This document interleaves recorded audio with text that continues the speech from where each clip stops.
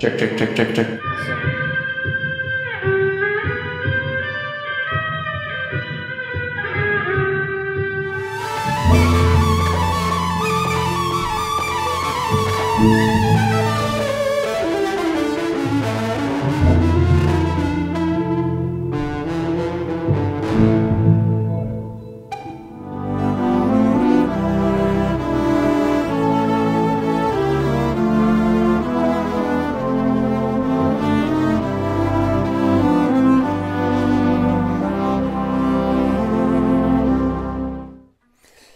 So there we go. That's the some promo for the electric strings program at Illinois. So the question is, what on earth is the point of getting an electric strings degree? Well, electric violin or viola or cello is its own separate, unique, and legitimate instrument. It's actually been around for about 100 years now. The first documented electric violin was almost 100 years ago. So it's not like a newfangled thing that just fell out of the sky. They've been around. And so people will ask me, since I'm in the program now, oh, so like rock or jazz? No, it's not a stylistic degree. Like if you get a degree in oboe, nobody assumes that you're playing a certain kind of music. You're learning the instrument and how to make good sounds with that instrument. And once you learn to master that instrument, then you can play whatever repertoire somebody puts in front of you. So like, well, what music are you going to play? Are we talking about Despacito or, you know, what is this? If you're going to get a degree in any instrument, you're going to have to play at a certain level, you know, a college level of playing. So, I mean, I guess you could play Despacito, but you're going to have to play it really, really well. And there is a ton of high-level literature for electric strings. There are a lot of people writing for this instrument. And even if there's not something written for electric violin in particular, if it was written for violin, or it was written for bassoon, or if it was written for saxophone, if it's within our range, we can play this thing. People will adapt music from other instruments all the time. So yes, there's plenty of music to play. You can write some more. I'm writing some. It's being written all the time. Okay, all that to say, here is Professor Haken at the University of Illinois. Hello. Yeah, thanks for joining us. Yeah, thanks for having me. So what was the idea behind wanting to start an electric strings program? Well, I had been playing, I actually got here a long, long time ago, before a lot of my students were born, in 1996. And on my first recital, I played, you know, Van Halen and Metallica and Parliament Funkadelic and things like that on an electric. It was a 5-string Jensen electric. And of course, at that point, there wasn't even, it wasn't even under consideration that my students could study, even take lessons in electric strings or include electric strings in their regular acoustic lessons. And but there was always growing interest, and students would want to try it out and come over, you know, and mess around with it. And little by little, it just grew into something where first we had lessons that we're offering, and then it became a bona fide degree. And the person who really made the push, suddenly made the push for it to become a bona fide degree was Chuck Bontrager, who just sort of showed up and said, I heard you had a degree here. I want to do this. And then it was the last little administrative push was done. So a lot of it is, you know, even if the university is willing to do it and interested in it, there's a lot of paperwork and all that needs to be approved by the board of trustees and all that kind of stuff. And so that happened, I guess, a year and a half ago. Now it is official. So it's a performance degree, and it's actually the only one in the world. Now, you use the analogy a lot that I've heard, because you're also a piano player. You'll use the analogy between, if we look at historically, you know, there were harpsichord and other keyboard instruments, and then as they needed to get louder and louder, like the piano sort of came out of that, and the pipe organ came out of that, and a lot of that literature can cross-pollinate, even though those are technically different instruments, right? Yeah, I mean, that's what's interesting about looking at 18th century keyboard instruments. You know, they had something incredibly quiet, like a clavichord that you can barely hear it in the next room, right? And so that's just for your home. And then a harpsichord is somewhat louder. And then, of course, a pipe organ is loud enough that it blasts through the whole town, which is basically equivalent to an unplugged electric violin all the way to one going through Marshall stacks in a stadium or something.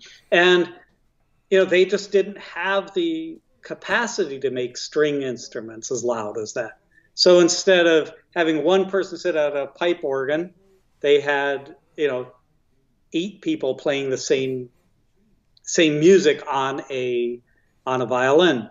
And of course that's what was established, that the way you make string instruments louder is by doubling or you know, whatever, have 14 people or 16, or I don't know how many got during Mahler's time. You know, now with electric string instruments, we can sort of have the equivalent of a pipe organ. So we have the modern equivalent of an 18th century keyboard situation where one person can play literally as quietly or as loudly as they want. And then it's also, the pipe organ has, you know, as we all know, all these stops that say, you know, oboe, flute, or whatever, you know, they try to, it really is the same idea as a synthesizer. You know, they're trying to somewhat imitate a bunch of different instruments. So there are a lot of parallels between it, and to me, it's just, you know, it's a fascinating thing to get into, that we can experience the same sort of power as an organist does. And we also face the same challenges, because, you know, if you're sitting at a piano and you're playing, the sound is, you know, coming pretty much right at you. It's sort of surrounding you like this.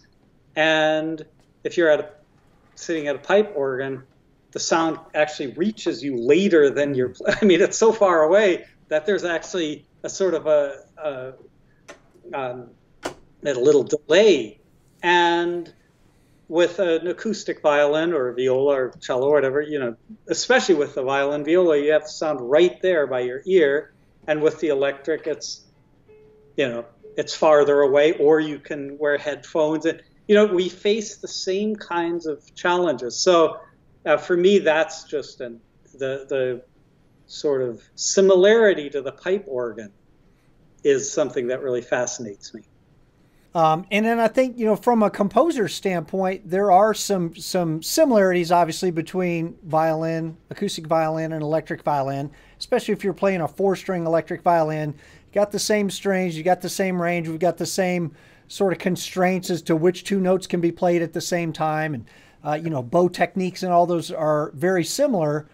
But from a composer standpoint, you know, we have the ability to send our sound where people don't hear the instrument itself, they only hear what's coming out of the speakers, right? So we've got an ability to pan things, we can delay things, we can do pitch shifting and, you know, looping and all these different things. From a composer standpoint, an electric violin is a very different instrument than an acoustic instrument, right? So the literature, while we can still play acoustic literature, we can do things that acoustic violins just simply can't do.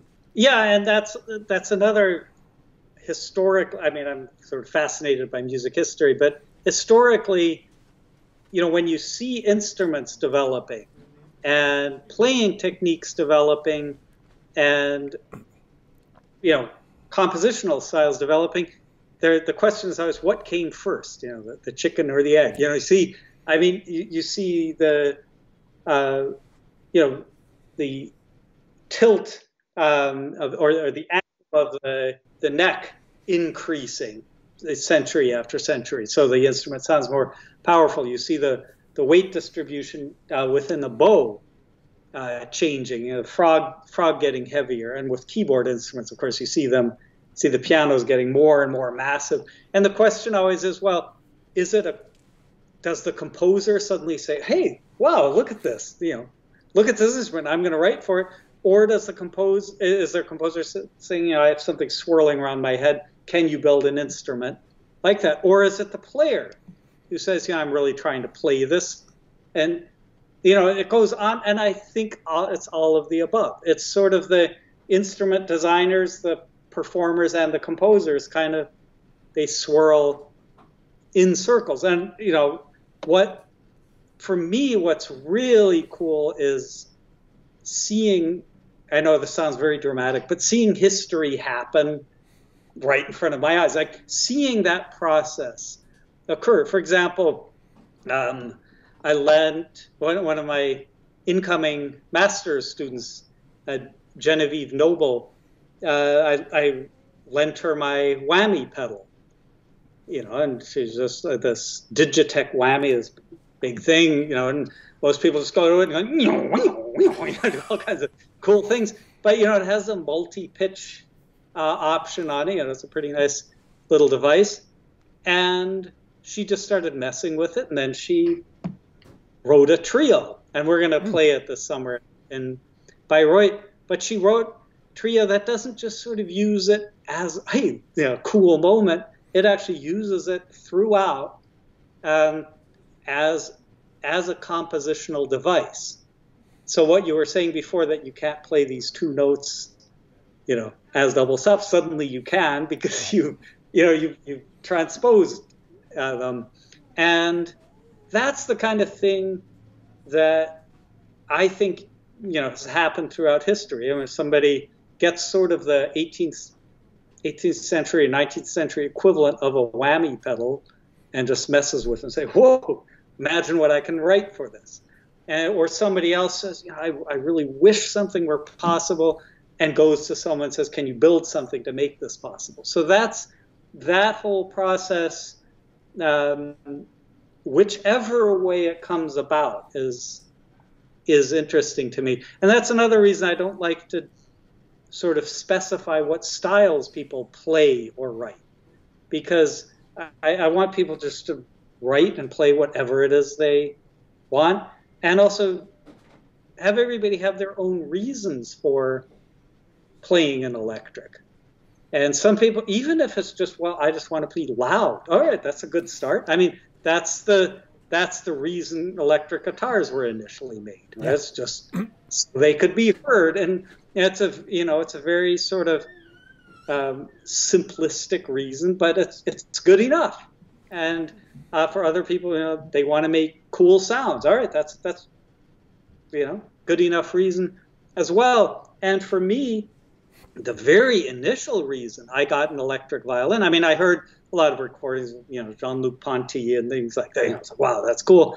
But the main reason was I wanted to play a 5-string instrument. And at that point, I had not yet met any instrument builder who could make me a really nice acoustic 5-string.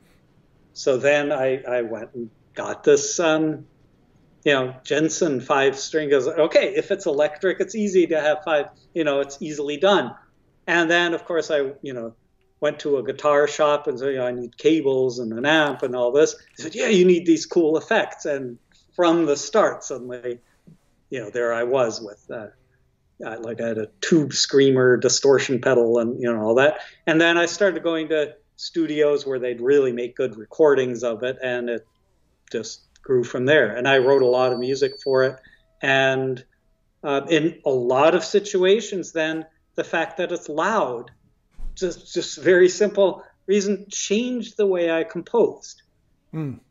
Because somebody said, can you write a concerto? And we'll play it here, wherever it was. I didn't have to orchestrate delicately, because normally you don't want the soloist drown out. And so it's like, well, that's not an issue anymore. And it's those things. What I like are those things that you don't think of at first.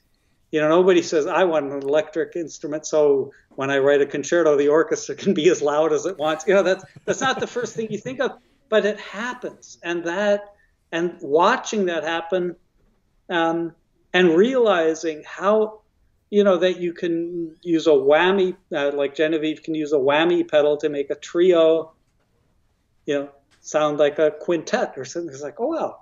This is actually, it's really like these sort of unintended benefits. Yeah, I mean, you're a violist, actually, not a violinist. And another one of the violists who I really respect, Martha Mook, was one of the first people to really start pushing the boundaries of the textures and the colors that an electric string instrument can get with effects. It's not, and Martha plays a 5-string viola as well, but it's not just, the extended range, but in her case, it's like we're really exploring the electronics and what kind of sounds and textures and moods can we create that, I mean, nobody's literally ever heard these sounds before. These are sounds that have not existed. Yeah. Yeah. It's really, and in her case too, she takes effects, units that already exists and uses them, but also she pushed the manufacturer to make a viola size 5-string instrument for her. So it's the composer or she's a composer and performer, and then the instrument builders and the effects builder, everybody sort of working in a kind of circle that I find really fascinating. Yeah, and she has a program at the city university in New Jersey City University. Right? Yeah, and it's kind of a different philosophy from what you're doing at Illinois. Hers is a multi-styles, not specific to any instrument, really. You can play acoustic violin or 5-string or 6-string or electric or whatever. It's more of like trying to explore a bunch of different styles for each student, where I think your program is really more focused on the instrument itself. And you may only play, a Carnatic player may never explore anything other than Carnatic music on this instrument, but is really diving deep into that instrument and what it can do in their field, right? Yeah, and speaking of that, in India, the electric violin has become very popular. I mean, it's kind of hard to say where these instruments originated, but I think, bowed string instruments were certainly, played in India long before they were played in Europe. But then the European style instruments made their way back to India later. And then the electric ones, someone like L. Shankar, has a double-necked, 5 strings on each neck, and he's playing, they're all like tuned C, G, C, G, C, G, C, G, like that, and open tuning. That again has this tremendous advantage of just the volume that it can and as my student who was in this in the video you just saw, as he mentioned to me, just the fact that you can add reverb to it, or something as simple as that. The whole thing, music being a universal language and everything, you can translate one bit of notation to another. And now I'm even working on translating things from one, I think, you and I are working on that too, from one brand of, effects processor, one brand of looper to another. Right. Which button do you press on this one to make this effect? And that whole process to me is sort of what academia in its, in the good sense is all about. Well, one of the things that we're doing, I think, is happening in the 21st century in a lot of music programs is kind of this rethinking about, okay, what is really important for students to learn. At least the more progressive programs are saying, well, okay, we've been churning out sort of commodity violinists. Like one is very much like another, and they pretty much all sound the same. And, you know, they all have the exact same technique and the same tone, and they all know the same literature. But we're starting to see, I think, more of a specialty, a demand for specialty players rather than commodity players. And one of the things that I hear a lot from music educators, at least on Twitter, is, you know, what are the things that we wish that our teachers had taught us? And those are some of the things that we're trying to incorporate into electric string teaching. So, you know, how do I get a good recorded sound with my instrument? It's a thing that a lot of people that graduate from conservatories, they don't have any idea how to get a good recorded sound out of their instrument. And with, you know, the advent of online and, of course, 2020 happening and all that, a lot of people were learning that performance may be virtual in a lot of cases. And we're starting to get bigger and bigger arenas. People are having to amplify.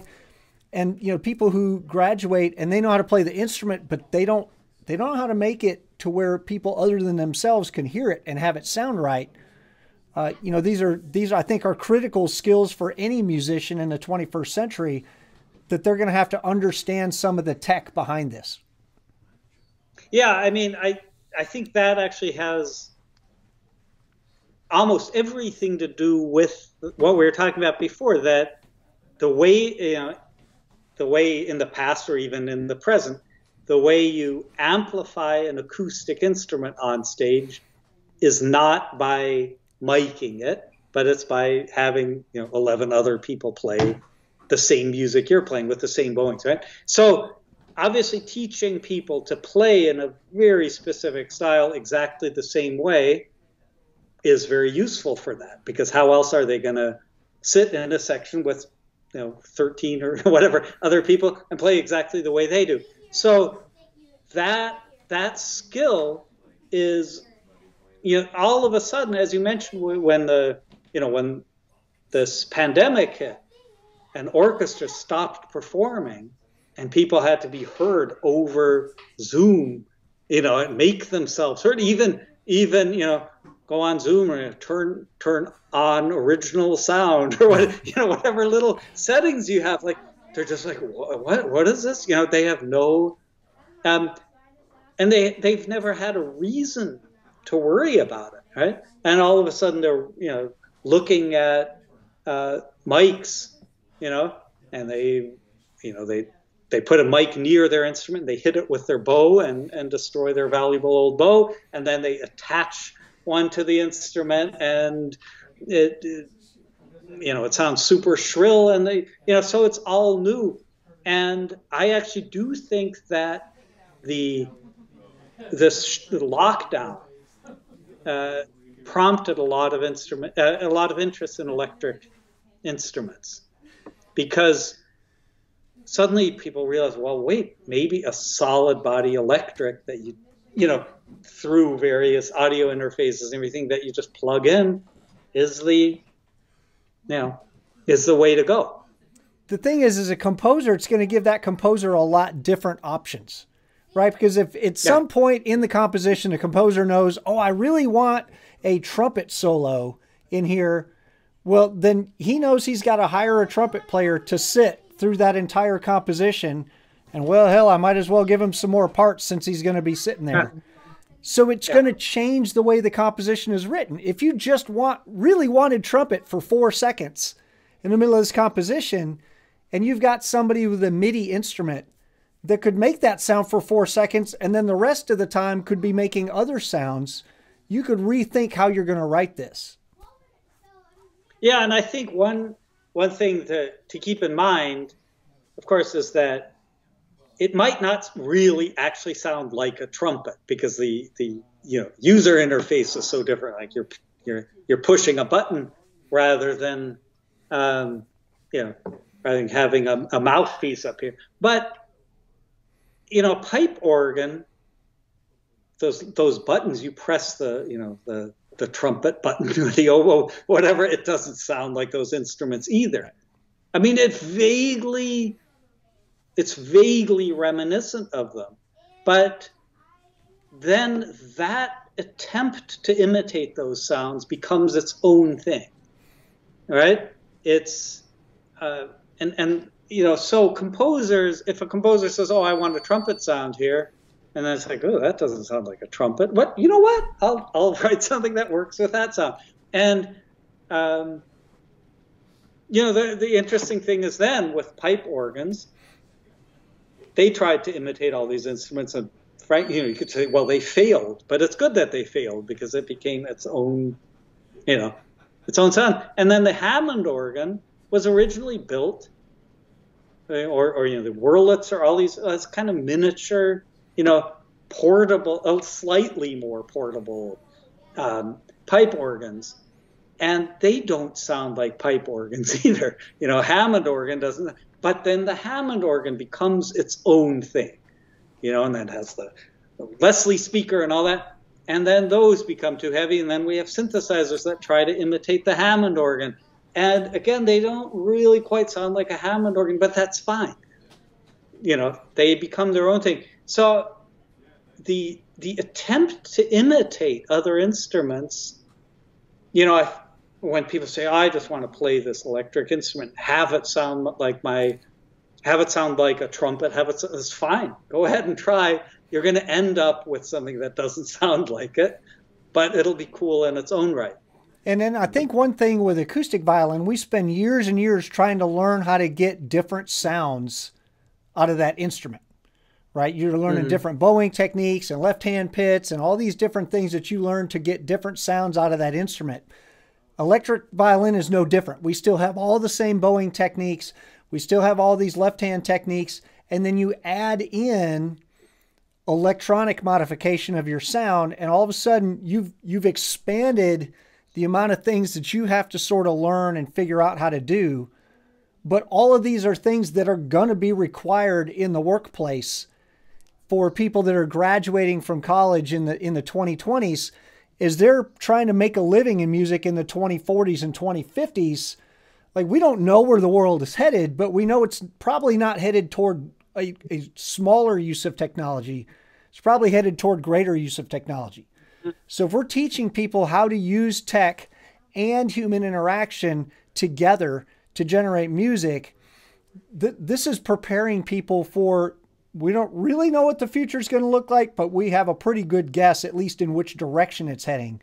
So I would argue that an electric strings degree, in some ways, is maybe better preparing you for a job market in the 2030s, 2040s, 2050s than an acoustic violin degree would be. And you know, cue all the people who are about to freak out. Well, I mean, there are a few interesting things about that too. Is like, we don't know what the future holds, but we don't just have to sit there, you know, waiting for the world to change, right? We can decide we want the future. I mean, it's, you know, it's sort of, it sounds like a cliche empowering thing, but there really is, like, the moment you compose a piece of music and you see to it that it gets performed, you're influencing something, right? You're seeing to it. I mean, like, for example, we're, you know, electric strings ensemble of the University of Illinois are going to Bayreuth in Germany this summer. And that came out of the fact that last time I went, they said, oh, can you play some concertos with this orchestra? And I realized, well, this orchestra is going to be huge and it's going to be very loud. And I brought my electric, right? And they said, oh, wow, I like this, you know.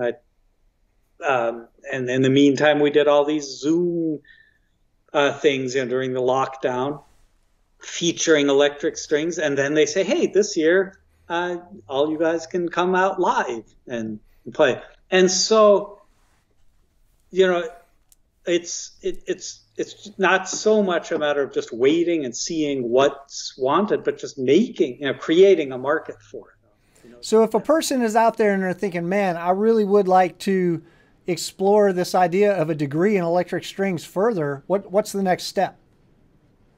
They can just email me or apply at the University of Illinois. If you just Google University of Illinois electric strings, the page will pop up first thing.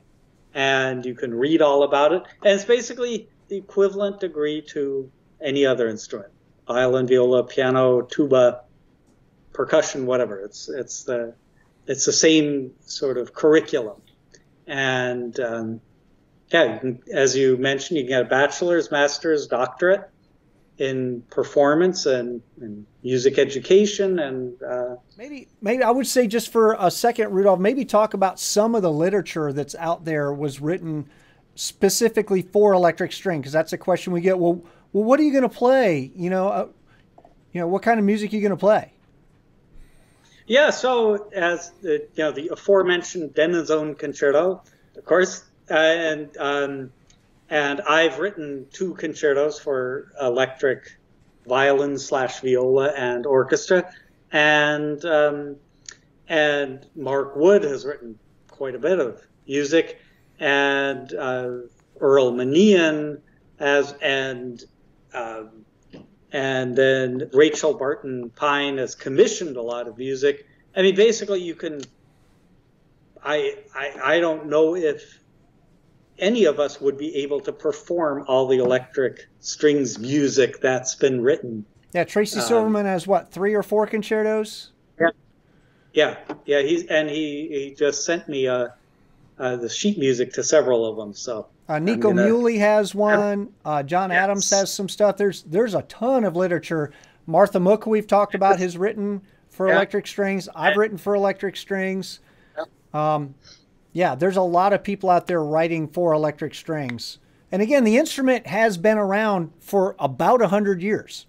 Yeah, and the thing is, you can play anything that has been written for acoustic strings. You can play on electric pretty directly, and of course you can transcribe music that was written for horn. I mean, that's been going on for centuries anyway. All right. So thank you. All right, thank you, and we'll see you guys next week.